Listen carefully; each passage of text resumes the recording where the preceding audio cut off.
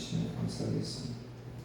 오늘은 시드기야 52장 1절에서 11절 제가 읽습니다. 시드기야가 왕위에 오를 때에 나이가 21세라 예루살렘에서 11년 동안 다스리니라.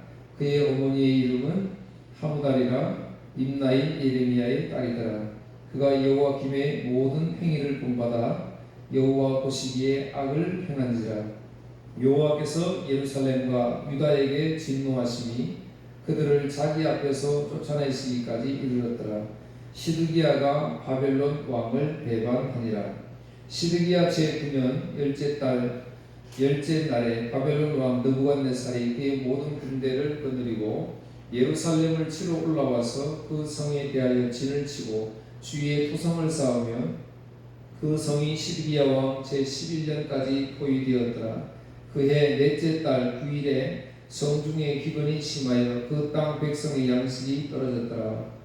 그 성벽이 파괴되매 모든 군사가 밤중에 그 성에 나가 두 성벽 사이 왕의 동산 견문길로 도망하여 갈대아인들이 그 성읍을 에워쌌으므로 그들이 아라바 길로 가더니 갈대아 군대가 그 왕을 뒤쫓아 가서 여리고 평지에서 시드기야를 따라잡음에 왕의 모든 군대가 그를 떠나 흩어진지라.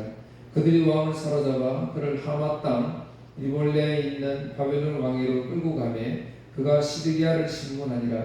바벨론 왕이 시드기야의 아들들을 그의 눈 앞에서 죽이고 또 리블라에서 유다의 모든 고관을 죽이며 시드기야의 두 눈을 빼고 노사슬로 그를 결박하여 바벨론 왕이 그를 바벨론으로 끌어가서 그가 죽는 날까지 옥에 가두었더라.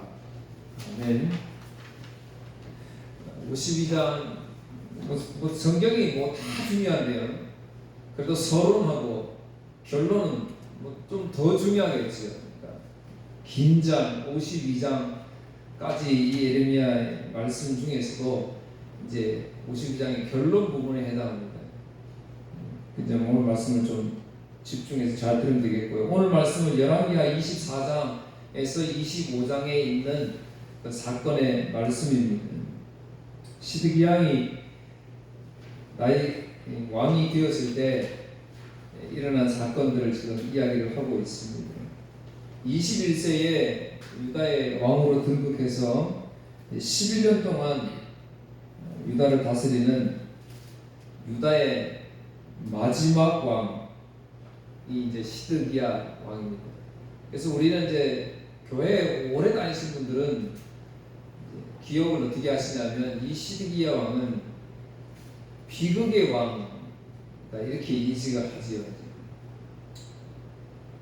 아들이 보는 앞에서 두 눈이 뽑혔으니까. 그러니까 지난번에 이제 제가 한번 설교를 잠깐 했습니다만 사람의 눈이라는 것은 봐야 되잖아요. 근데 본 거를 뇌에다가 저장을 하잖아요. 이제 그게 확실하잖아요. 봤으니까. 그러니까 마지막 본 게 제일 가장 강렬하게 남는다는 것이죠. 마지막 본 게. 그러니까 시드기야 왕이 아들을 죽는 모습을 딱 보고 난 뒤에 눈이 뽑혔어요. 그러니까 시드기야 왕에 있어서 가장 강력하게 기억에 남는 것은 그 아들의 죽음입니다. 그래서 우리가 성경을 볼 때 이 시드기야 왕은 비참하지요. 나라에 멸망할 때 마지막 왕이었으니까 책임도 있는 것이고 또 우리가 성경적으로 볼 때 그런데 이것을 그냥 책임감으로 한 나라를 망하게 한 나라의 비참한 왕의 모습으로만 그려서는 안 된다는 것이죠. 애굽이 오늘 나의 모습이었고 바벨론이 나의 모습이었다. 그러면 오늘 예레미야를 결론을 지으면서 마지막에 이 시드기야의 사건 그 다음에 다음 주에 살펴보겠습니다만 마지막 절에서는 여호야긴이 사로잡혀 간 이야기를 합니다. 그리고 오늘 중간에 좀 말씀드립니다만 여호야김 왕에 대한 이야기가 있습니다. 근데 여호야김, 시드기야 이게 다 마지막 이스라엘의 왕들인데, 그러면 왜 하나님께서 마지막에 이 왕들의 일들을 거론을 하셨을까 하는 것이 중요합니다. 이제 그거를 기억하고 계셔야 돼요. 그래야 이해가 좀 잘 됩니다.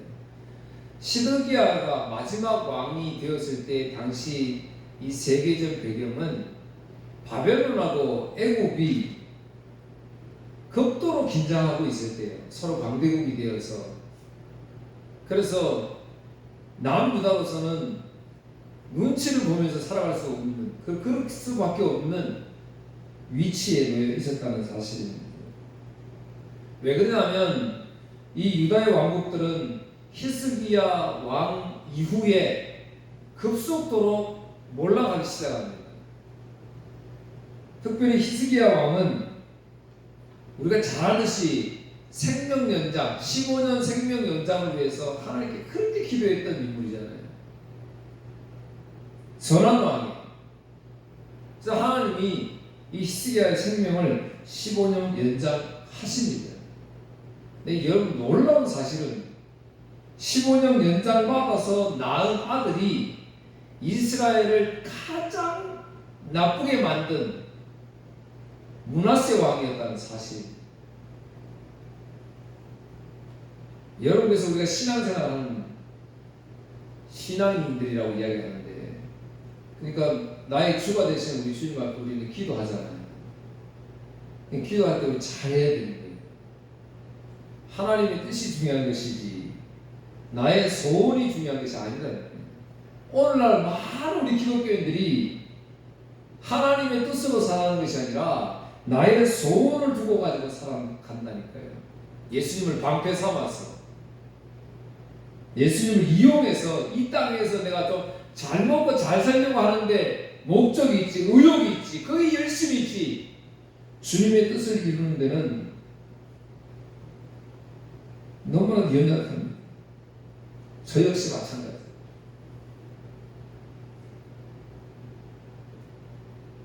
그 므낫세가 얼마나 악했는지 이스라엘을 천년 멸망의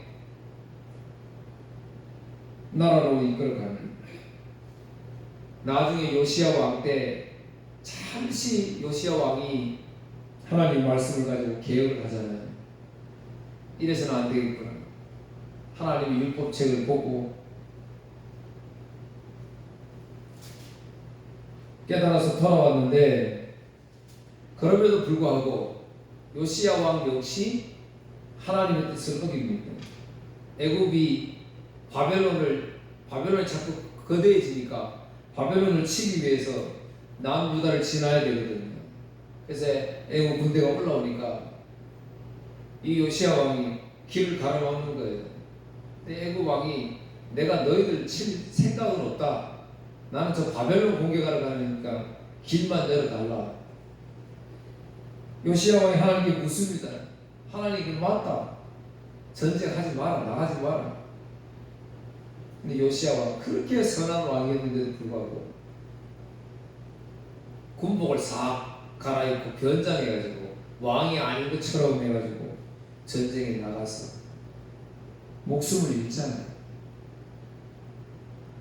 그러니까 이스라엘 남유다는 시간이 가면 갈수록 멸망의 길을 걷게 됩니다. 요시야가 전사하고 그의 아들 여호아하스가 왕이 되는데 3개월 만에 애굽으로 바벨론으로 공격을 애굽 올라갔던 그 애굽 군대가 바벨론에 패하고 자기 고향 애굽으로 돌아가면서 꼭 누가 보면 화풀이 하듯이 세워진 왕 3개월밖에 안 되는 그 여호아스에게 폐위를 시켜버리고 여호야김을 왕으로 세우고 가버립니다. 이제 바벨론이 이렇게 강해지고 있는데도 불구하고 이스라엘은 정세 판단을 잘못하고 있어요. 하나님의 뜻을 잘 모르고 있습니다. 계속해서 바벨론 의지하면 애굽이 야 남유다 너희들 그럴 수 있어? 그러면 또 마음이 약해져가지고 또 애국 쪽으로 기울고, 또 바벨론이 또 힘줘서 뭐라면 바벨론 쪽으로 기울고, 나라답지 못하게 우왕좌왕하는 거죠. 그러면서 방방곡곡 산지에 있는 우상이 절비하게 되어지고, 결국에는 바벨론 생겼다가 애굽 생겼다가 또 이제 애굽이 강해질 것 같으니까 그래도 애굽이 강하겠지. 지금 바벨론이 강해도 3년 만에 다시 바벨론을 배반한 남유다는 이집트가 조금 더 나을까봐 판단해서 정세를 잘못 판단해서 이집트를 의지합니다. 여러분, 우리가 세상을 볼 때 누가 강한지 뭐가 좋은지 그게 중요한 게 아니에요. 선택할 때 뭐가 유리한지가 아니라 우리는 뭐 해야 돼요? 하나님의 뜻이잖아요. 하나님의 뜻이 무엇인지가 중요한 거예요. 뭐가 강한지 뭐가 좋은지가 아니에요. 예레미야 26장 4절 8절에 보면 하나님은 수많은 선지자들을 보내서 너희들 바벨론한테 질 거야. 바벨론한테 항복해야 돼. 포로가 돼야 돼. 제사장들, 고관들, 왕에게 수없는 제사장들을 보내서 이야기를 했어요. 그런데 26장 4절 8절을 보면요, 예레미야 선지자 말고 다른 선지자들도 있잖아요. 그런데 다른 선지자들도 순종은커녕 오히려 예레미야를 죽이려고 했던 것입니다. 오늘 이게 저와 여러분의 모습이에요. 내가 소망하고 소원하는 거하고 다르거든요. 하나님의 뜻은. 그러니까 죽이는 거예요. 그러니까 싫은 거예요. 여호야김 3년에 바벨론이 연합군대를 편성해서 침공을 합니다. 그래서 여호야김 왕을 쇠사슬로 묶고 성전에 있는 금, 은, 놋 약탈하고 왕족, 귀족, 지혜자들 다 포로로 잡아가게 되지. 바벨론. 그때 우리가 잘 알고 있는 다니엘이 잡혀가게 됩니다. 여호야김 제11년 만에 여호야김 왕은 사망하고 그의 아들 여호야긴이 8살에 왕으로 즉위를 합니다. 그런데 이 아들 뭐 알겠어요. 8살에 즉위해서 다른 참모들 말을 들을 수밖에 없잖아요. 여전히 이집트를 의지하는 거예요. 거기에 조공을 바치고 바벨론을 싫어할 수밖에 없죠. 우리가 일본을 싫어하듯이 바벨론을 계속 싫어하는 거예요. 근데 싫어하는 거하고 여러분 아까 전에 좋아하는 거하고 다른 거예요. 하나님 뜻하고는. 바벨론이 3개월 만에 또 다시 군사를 이끌고 침공해서 많은 사람들을 또 포로로 잡아갑니다. 근데 이때 이제 오늘 나중에 본문 뒤에도 나옵니다만 포로로 잡아가는 숫자에 대해서 기록이 되어 있어요. 근데 여기는 예루살렘에서만 잡아간 사람들 포로 숫자예요. 그러니까 이스라엘 전체에서 포로를 잡아가는 엄청난 숫자를 잡아갑니다. 그것도 어떤 사람을 잡아갔어요? 전부 똑똑한 사람들, 재능 있는 사람들을 다 잡아갑니다. 이때 잡아요. 첫 번째는 다니엘이 잡혀가고 요번 두 번째는 우리가 잘 알고 있는 에스겔이 잡혀가게 되죠. 그리고는 마띠아, 유다의 왕은 마띠아 왕을 딱 세웁니다. 그래놓고 이름을 원래는 마띠아인데 자기 바벨론 왕 이름으로 시드기야라고 이름을 바꿔서 세우게 되지. 그런데 오늘 본문 앞에 읽었습니다만 시드기야가 바벨론을 배반하였더라 이렇게 이야기하니까 3절에 갑자기 왜 정세가 완전히 기울어서 바벨론이 강대국이 있는데 시드기야는 왜 배반했을까? 이건 좀 의문이 가지 않아요. 이유가 다 있습니다. 나중에 한번 살펴보겠습니다.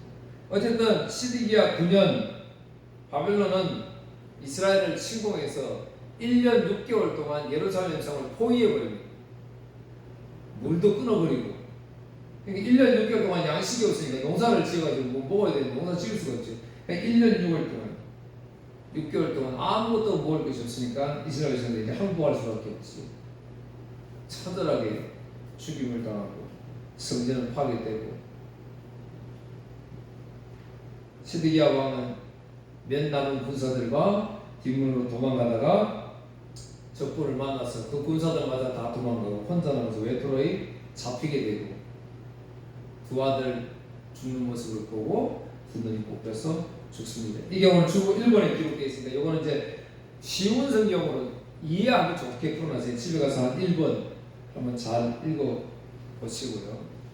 자, 제가 아까 기억하라 했던 왕, 마지막 왕들이 이제 요야김, 이 참 묘합니다. 요야김, 시드기야 이런데 여호야김이나 여호야긴이라 이름 뜻이 똑같아요. 하나님께서 일으키신다, 하나님께서 세우신다, 여호와께서 확고히 세우신다 이런 뜻이에요. 그러니까 보세요. 이스라엘 왕은 하나님이 뭐 하신다고요? 세우신다. 왕은 적어도 다른 이방의 나라는 누가 세워요? 국민이 나라를 세우잖아요. 우리 지금 국민이 나라를 왕을 세우잖아요. 그런데 이스라엘은 국민이 세우는 것이 아니라 하나님이 세우시는 사람이 왕이 되어야 합니다. 이게 하나님의 뜻입니다. 오늘 주보 2번 신명기 17장 16절 20절 한번 보세요. 주보 2번 보세요. 여러분의 하나님 여호와께서 여러분에게 주시는 땅에 들어가 그 땅을 차지하고 살 때에 우리 주위의 다른 나라들처럼 우리도 왕을 세우자는 생각이 들면, 자 보세요. 이스라엘 백성들이 가나안 땅에 들어가면 그러면 다른 주위의 나라들을 보니까 어때요? 전부 다 왕을 세워가지고 있거든요. 왕이 나라를 다스리니까 어때요? 다 잘 살거든요. 그러니까 우리도 왕을 주어서 좀 살면 좋겠다 이렇게 생각이 들면, 반드시 여러분의 백성 가운데 하나님 여호와께서 선택하시는 사람을 왕으로 세우시오. 여러분 가운데 속하지 않은 외국인을 왕으로 세우면 안 돼요. 왕은, 자 이제 나옵니다. 너무 많은 말을 가지면 안 되고 그 말을 더 사려고 이집트로 백성을 보내서도 안 돼요. 여호와께서는 여러분에게 그 길로는 다시 가지 말라고 말씀하셨소. 자, 첫째, 말을 가지지 마라. 애굽이 당시 말이 많은 것도 사실이지만 상징성이 큽니다. 애굽 의지하지 말라 그랬죠. 애굽, 바벨론, 로마 이거 우리 좋아하잖아요. 이거 하지 말라는 거예요. 그다음 두 번째 17절, 왕은 많은 아내를 두고서도 안 돼요. 아내를 많이 두면 그의 마음이 하나님에게서 멀어질 것이요. 그래서 아내를 많이 두잖아요. 누가 그랬어요? 예, 솔로몬이 그랬잖아요. 아내를 많이 두니까 그 솔로몬도 마음이 어떻게 돼요? 하나님에 멀어진다는 거지. 부자가 천국 가지 못하는 이유가 어디에 있어요? 하나님에서 마음이 멀어질 수밖에 없다니까요. 부자가 되면. 에이, 그래도 나는 부자가 되면 하나님 많이 하지, 헌금도 많이 하지. 하나님 그 이해하지 않습니다. 그리고 은과 금도 너무 많이 가지면 안 돼요. 은과 금 가지면 안 돼요. 자, 왕은 이 세 가지 가지면 안 돼요. 오늘 저와 여러분 뭐예요? 왕 같은 제사장이라고 그랬잖아. 오늘 저와 여러분 맞잖아요. 말 가지면 안 돼요. 애굽으로 내려가려고 하면 안 돼요. 내가 좀 더 많은 거 가지려고, 부자 되려고 애쓰고 수고해봐야 그게 뭐예요? 다 헛수고라고 성경 우리에게 말하고 있잖아요. 그럼에도 불구하고 우리는 내일은 어떻게 살까? 내년은 어떻게 살까? 이게 염려하고 걱정하잖아요. 하나님 이거 염려하지 말라고 말씀하시는데, 그러면 왕은 어떻게 해야 되느냐? 18절 보세요. 왕의 자리에 오르는 사람은 제사장인 네 사람 앞에 있는 이 율법을 두루마리에 베끼시오. 그것을 늘 곁에 두고 평생도록 날마다 읽으시오. 그래서 하나님이 여호와를 두려워하기를 배우고 모든 율법과 명령을 부지런히 지켜야 하고, 왕은 스스로 교만해지지 말아야 하며 이 계명을 떠나 오른쪽이나 왼쪽으로 치우치지 말아야 하고, 그렇게 하면 그와 그의 자손은 오랫동안 이 나라를 다스릴 수 있을 것이요. 아멘. 뭐 두고 읽으라고요? 평생도록 성경 말씀. 근데 우리는 그렇지 않잖아요. 우리의 지금 삶은 그렇지 않잖아요. 이거 평생에 두고, 적어도 다른 나라는 어떻게 사는지 모르지만 하나님이 세우신 이스라엘의 왕들은 옆에 이 성경책을 두고, 그러니까 당시에는 이 성경책이 아니죠.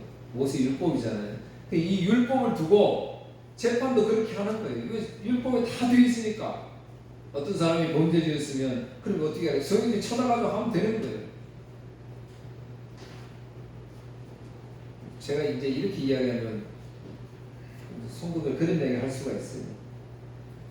지금 시대가 옛날하고 지금은 다른데 어떻게 이 하나님 말씀을 적용하느냐 이렇게 의문이 들 수도 있습니다. 시대는 변하는 게 맞아요. 그런데 하나님 말씀은 변하지 않습니다. 창세기 말씀이나 요한계시록 말씀은 똑같습니다. 제가 어제 아내한테 그 이야기 했어요. 성경에 저자들이 다 다르고 66권이잖아요. 창세기부터 요한계시록까지 저자들이 다 다르고 시간대가 다 다르고 배경, 환경, 문화가 다 다른데 어떻게 창세기부터 요한계시록까지 이 성경 말씀을 구슬을 꿰인 것처럼 딱 맞아 떨어지느냐.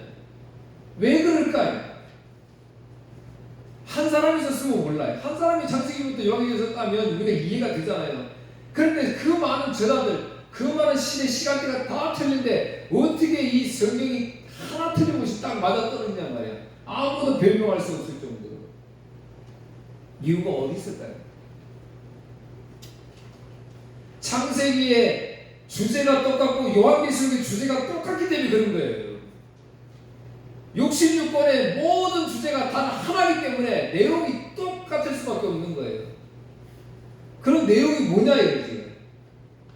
창세기부터 요한계시록까지 내용이 한 가지이기 때문에 저자들 시간이 다 틀려도 내용이 똑같을 수밖에 없는 이유는 그 주제는 예수 그리스도니까 그런 거예요. 오늘 저와 여러분이 주님이라고 섬기는 주님의 이야기이기 때문에 시대가 시간이 다 달라도 똑같은 내용인 거예요. 그러니까 오늘 저와 여러분 뭐 해야 되는 거예요? 그 예수 그리스도 말하는 거예요. 그 증언하라고 오늘 저와 여러분을 지금 이 자리에 부르신 것이다 그 말입니다. 그런데 우리는 이제 이거 안 하려고 하잖아요. 내 옆에 성경책을 두고 말씀대로 살려가는 것보다는 세상의 지혜를 원하고요. 어떻게 하면 이 세상에서 내가 잘 살 수 있을까? 좀 세상은 안 되더라고요.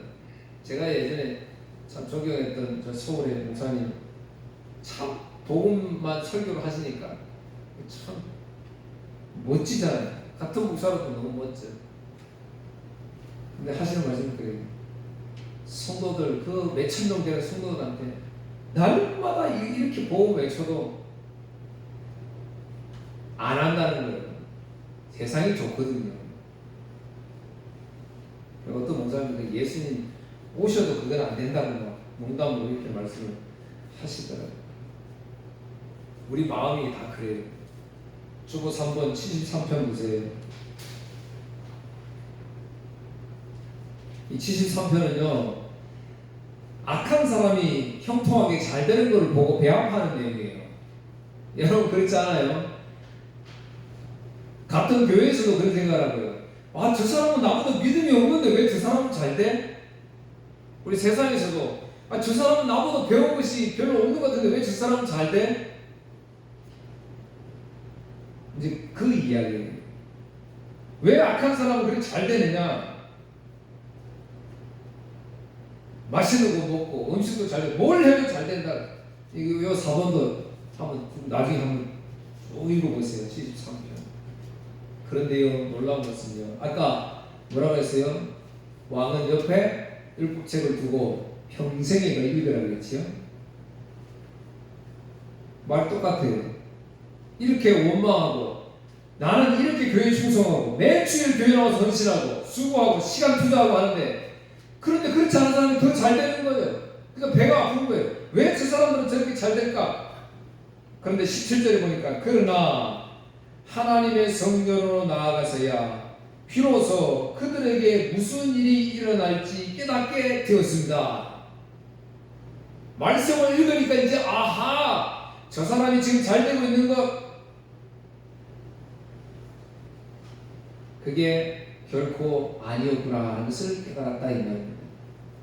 사랑하는 성도 여러분, 이런 걸 오늘 저와 여러분이 깨달으면 그러면 진짜 자유한 거예요. 요한복음에서는 진리가 너희를 자유케 하리라는, 진짜 자유하게 되는 거예요. 이건 자유하지 못하면요, 날마다, 저도 자유하지 못하면요 어떻게 되냐면 날마다 어떻게 하면 우리 교회 부흥시킬까? 어떻게 하면 내가 교회가 부흥될까? 교회 부흥은 누가 시켜요? 하나님이 하시잖아요. 어떻게 하면 내가 저축을 이렇게 해서 내가 잘 살까? 잘 살게 하는 건 누가 하는 거예요? 하나님 하시는. 내가 저축한다고 잘 사는 게 아니잖아요. 몸이 아프면 병원에 한 방에 그냥 다 날아가잖아요, 돈이. 그래서 세상의 이치를 잘 알면서도 근데 그게 안 돼요. 근데 성경에 나가니까 이거 깨달았다는 거예요. 그래서 딱 보니까 놀라운 사실이에요. 오늘 제가 교회 와서 기도할 때 그렇게 기도했어요. 이 기도했어요. 세상에서는 몰랐는데 오늘도 내가 교회 와보니까 깨닫게 되는 것이 있습니다. 그게 21절이에요. 주보 4번 21절. 내 마음이 슬프고 가슴이 찢어질 듯 아파도 내가 어리석은 탓에 깨닫지 못하고 있었습니다. 나는 주 앞에서 마치 짐승과 같았습니다. 그러나 나는 이제 주와 함께 있습니다. 주께서 주의 오른손으로 나를 꼭 붙들어 주십니다. 주의 가르침으로 나를 인도해 주시고 후에는 나를 영광 가운데 영접해 주실 것입니다.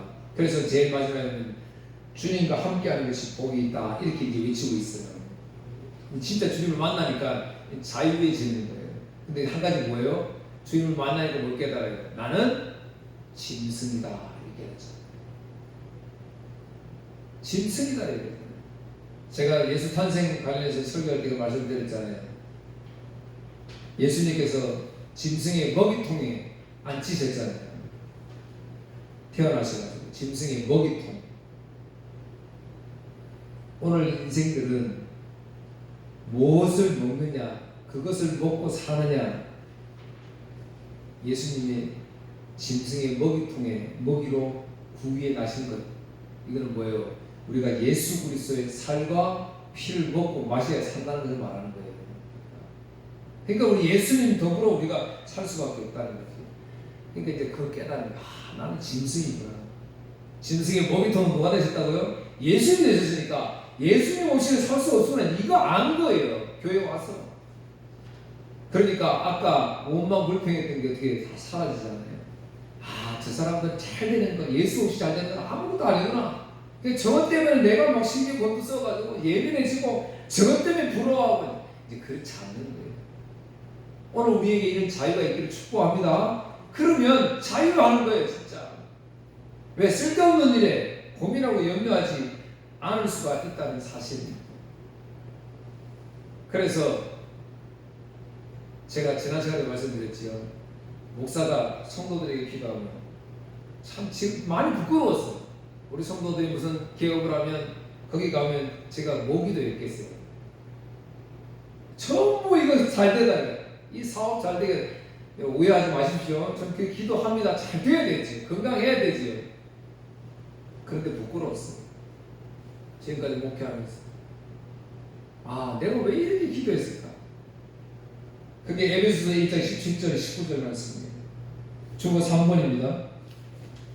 여러분도 이제 우리 성도들 집에 가시거나 누구 성도들을 기도할 때 이 기도 하셔야 돼요. 이 기도.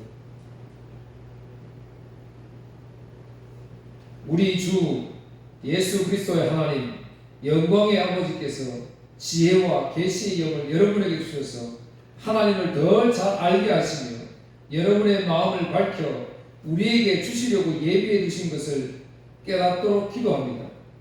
또한 하나님의 백성에게 약속하신 복이 얼마나 풍성하고 놀라운지 깨닫도록 기도하고 있습니다. 믿는 자 안에서 역사하시는 하나님께서는 그 큰 능력으로 그리스도를 죽은 자 가운데서 살리시고 하늘에 계신 하나님 우편에 앉게 하셨습니다. 아멘. 이거 기도하세요.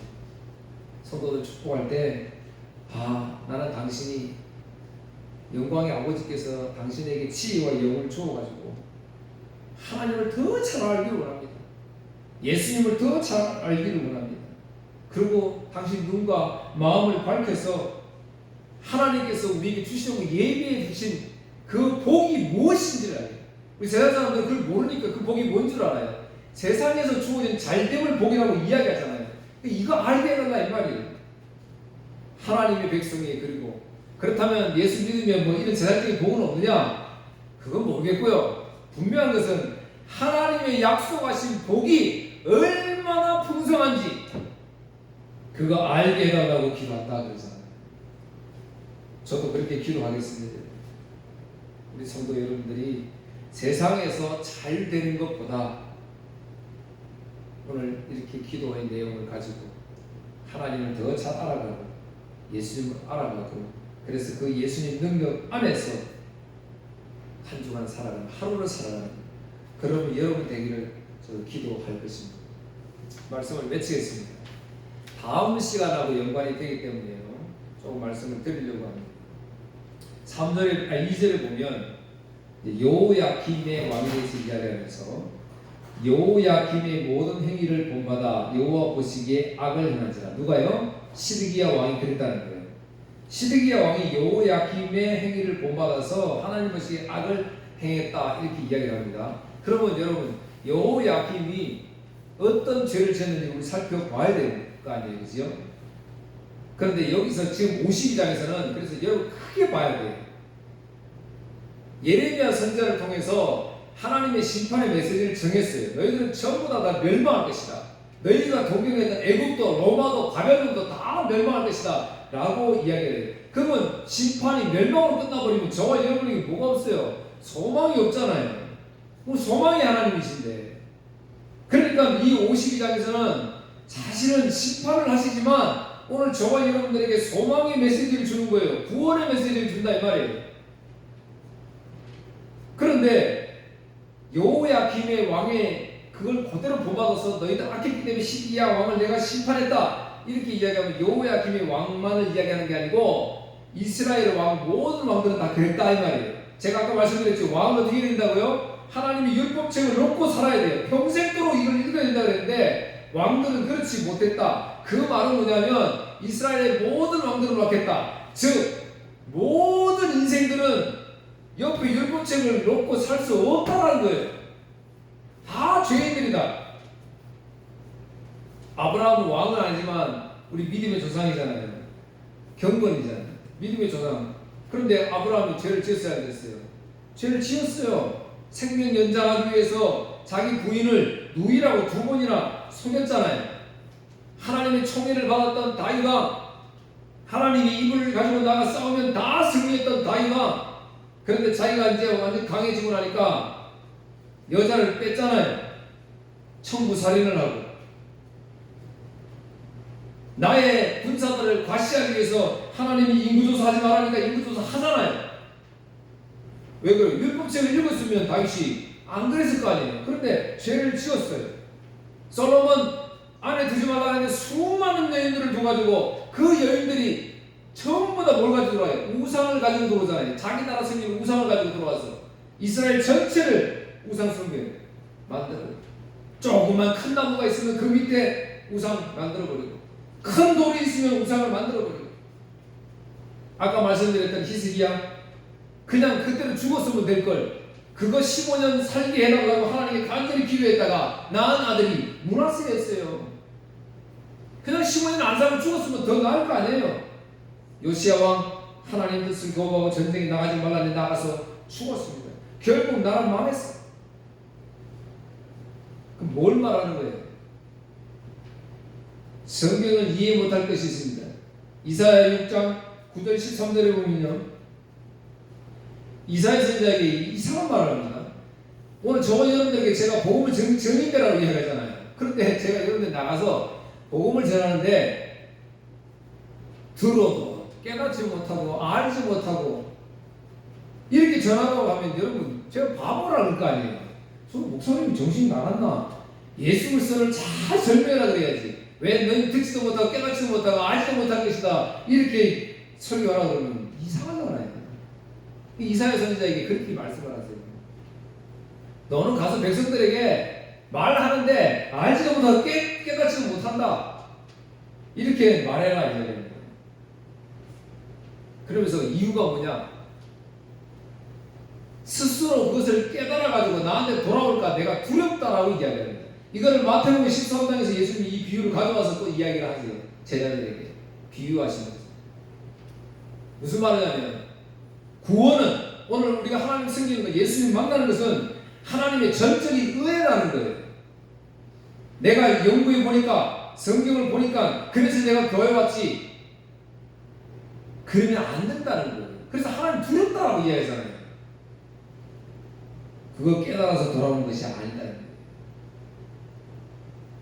하나님의 전적인 은혜뿐이라는 것을 말씀합니다. 여러분 그래서 명심하십시오. 우리가 전하는 말, 우리가 기도하는 것, 우리가 이웃 만나서 교제하는 그 가운데 모든 것은 예수 그리스도만 나타나야 돼요. 거기 다른 거 있으면 안 돼요. 사도행전 28장, 여러분 사도행전 28장까지 있잖아요. 이것도 중요하잖아요. 마지막 절에서 이렇게 이야기합니다.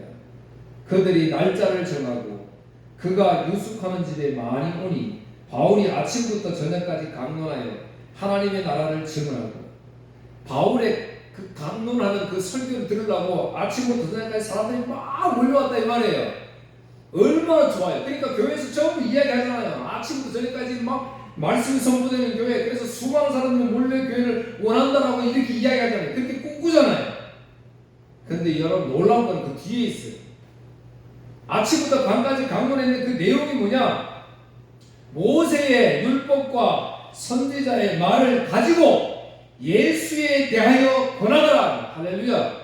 여러분 바울이 무슨 이야기 했냐는 말이에요. 예수 이야기밖에 안 했다니까요. 아침부터 저녁까지. 그런데 오늘 교회 보세요. 뭐 잘되는 거고 부부가 행복하게 사는 비결 10계명 막 이런 거 그 설교라고 이야기하고 있잖아요. 가짜잖아요 이거는. 사도행전 26장 22절 23절 하나님의 도우심을 받아 내가 오늘까지 서서 높고 낮은 사람 앞에서 증언하는 것은 바울 사도가 높고 낮은 사람들 모든 사람들 앞에 내가 증언한 것은 또 뭘 했냐 이 말이죠. 선지자들과 모세가 반드시 되리라고 말한 것밖에 없으니 이 신약 성경은 이밖에 없다니까요. 모세 율법이잖아요. 선지자들 나머지 말씀드리잖아요. 이것밖에 없다라고 이야기한다니까요. 곧 그리스도가 고난받으실 것과 죽은 자 가운데서 먼저 다시 살아나사 이스라엘과 이방인들에게 빛을 전하시라 합니다. 할렐루야. 사랑하는 성도 여러분, 이거 품고 오늘도 돌아가시기를 축복합니다. 그래서 한 주간 승리하십시오. 예수 자랑하시고 예수 전하시고 뭐 그 사람이 돌아오든지 안 되는지 이거 뭐라고요? 그건 하나님 은혜예요. 그 사람은 하나님 주신 은혜예요. 우리하고 상관이 없는 거예요. 그것 때문에 막 기죽거나 그러면 안 된다. 기도하겠습니다. 자비하신 하나님 아버지 감사합니다. 오늘도 예수님 우리의 주인 되셔서 오늘도 예수님밖에 없음을 또 깨닫게 하시니 감사합니다. 오늘도 이 말씀 가슴 깊이 새겨서 우리의 주님이 주되심을 증거하고 주님밖에 없음을 고백해 살아가는 우리 성도들 되게 해 주옵소서. 예수님 이름으로 기도하옵나이다. 아멘.